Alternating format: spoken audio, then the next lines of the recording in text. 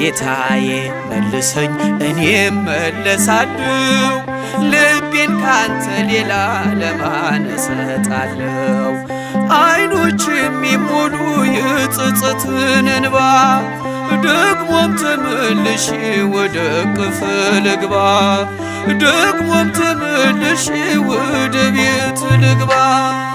እረኛዬ እረኛዬ እረኛዬ መተማመኛዬ ጠባቂ አለኝ ጠባቂ አለኝ ክርስቶስ መቼም የማይተው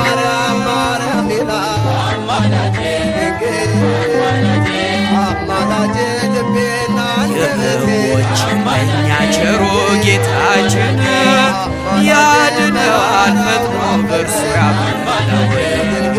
መስጊ ያለን ያንኳኳ